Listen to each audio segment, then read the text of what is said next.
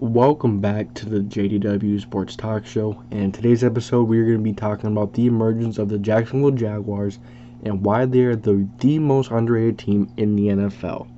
Everyone's talking about teams like the Cardinals and such, but if you're going to ask me straight up who's better, I'm going to legit tell you that the Jacksonville Jaguars are better than the Arizona Cardinals. The Jaguars definitely have some more pieces put in place. And Trevor Lawerence does definitely have a big deal to do with it. I'm not gonna sit here and say he doesn't.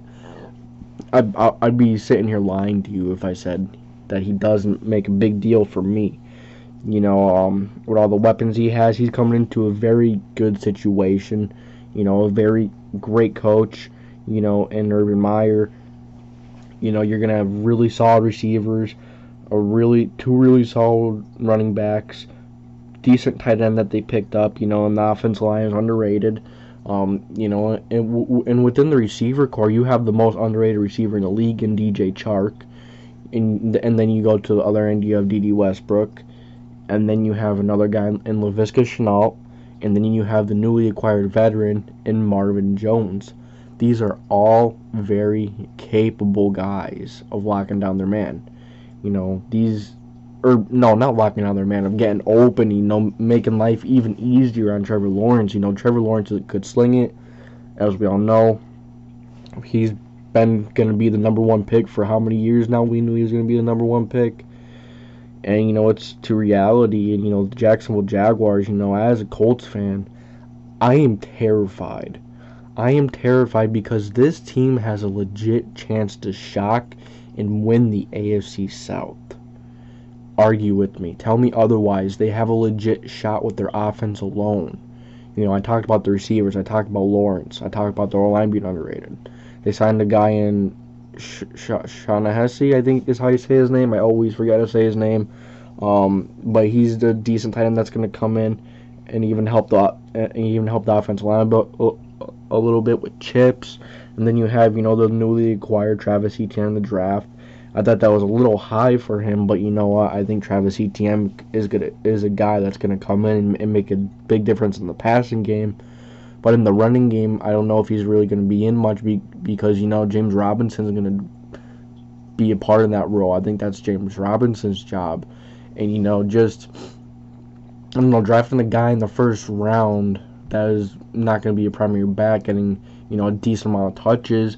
He's like a very poor man's version of Alvin Kamara, and that's a running back that is boom or bust. He's a boom or bust, and at 25, that was a little early, but, I think, it's Trevor Lawrence's teammate, and they're going to help each other, progress in the NFL, and, man, I'm telling you, this Jaguars team is very underrated, and then you go and look at this defense. The defense is vastly improved. It's much improved. If you look at the defensive line, they brought back Smoot. They have Josh Allen. They have Caleb Von Chaseon. Very solid, very, very solid defensive line. Don't underestimate it. And then you have, the linebackers are okay. They're nothing crazy. You have a really solid tackle in Schobert. Not the most amazing in coverage or pass coverage, man coverage. Not the best, but, you go to Miles Jack. He is a bit better in that department. Very solid tackler. A solid pass coverage guy, and then you look at the corners, you got the newly acquired Shaquille Griffin on one side, then you're going to have the top 5 pick in C.J. Henderson on the other side, and then you have Sidney Jones, and you have, Trey Herndon, all battling out for the slot for the third, and then you drafted a guy in Tyson Campbell, who I think could be a really solid pickup. I'm excited to see this guy come in and make a difference, but the only thing, I was a little puzzled by this pick because, C.J. Henderson and Shaquille Griffin were their boundary guys. Maybe they push C.J. Henderson on the inside. Maybe they're bringing in Tyson Campbell to, sit behind one of those two. Maybe if, C.J. Henderson doesn't work out. He had some bright spots last season, but he did definitely struggle, but that's normal for a cornerback, a rookie cornerback. But, bringing in a guy like Tyson Campbell is some insurance, some depth. So, they have depth at corner. They have really decent safety. They brought in Rashawn Jenkins, who I think could come in and have a solid veteran presence. And then you have Andre Cisco, the guy they drafted out of Syracuse, who I think can also be a really good player. He's another boomer bust prospect that could come in and be a really solid safety for the Jacksonville Jaguars. So I think you guys are starting to get what I'm trying to get at here. The Jacksonville Jaguars, they have a star-studded roster. From the defense to the offense, they have a really good kicker in Josh Lambo. Don't underestimate him. This Jaguars team is majorly underrated. I'm scared. As a Colts fan, I'm scared. And Colts fans should be more worried about Trevor Lawerence coming into this division. If he's anything of what we're saying, of what everyone's saying he's going to be coming out, watch out. Because the Jacksonville Jaguars, I'm telling you now, don't let them surprise us, man. Don't let them surprise us. They are very easily on the playoff bubble. And they're a sneaky team that's going to come in, and they're going to be able to beat anybody. Very underrated team. Like I keep saying, I'm trying to spread awareness, because we need to be aware that the Jacksonville Jaguars may go on a tear next season just because their offense alone. And then their defense has some stars on it. Their defense has some playmakers. Don't forget that. And I also forgot to mention that Caleb Von Chasian could drop back in coverage a little bit and play a little bit of linebacker. I'm really worried, man. The Titans should be worried too because with their defense, even though they made some solid acquisitions. They signed a guy in Bud Dupree. They signed a guy in Dini Kawatri, a former Colt. And then you signed a guy in not Malcolm Jenkins, Janoris Jenkins, Jack Rabbit.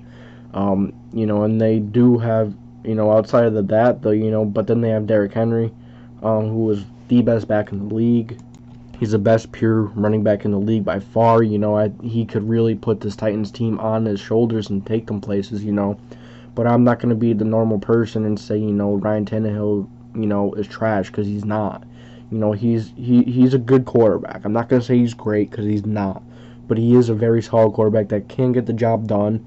I said can because he doesn't always get the job done all the time. There are multiple times where he struggled. When Derrick Henry couldn't get going, he did struggle. But I'm not going to sit here and say he's bad, because he's not. He still makes those good throws on the runs, the bootlegs, all that kind of stuff. He's still a solid quarterback. Don't sleep on him. And then you have the receiver in A.J. Brown, top 10 receiver, had an amazing season last season. They did lose a guy. They did lose a guy in Corey Davis, who was their, other receiver threat, and they did lose Jonnu Smith. So they definitely did lose some pieces, but they also added back to it in the draft. So I'm really excited to see what this Titans team has in store for this year as well. But the Texans, no one's going to really be worrying about the Texans this year, I don't think. That's a team that could very well go 0-16, because even with Deshaun Watson last year, they still went 4-12, which tells you something how bad that team is.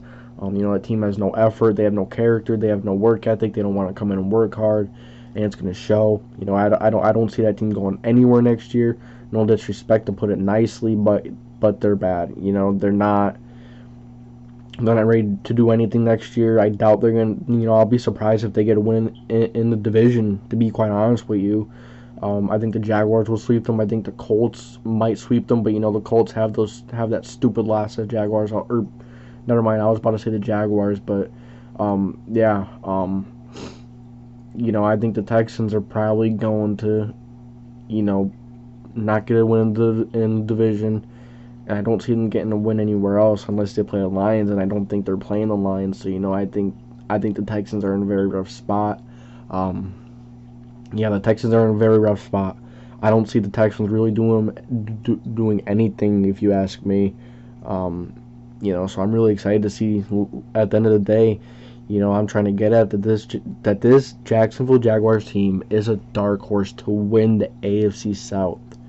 Titans fans, Colts fans, don't sleep on this team. We better watch out.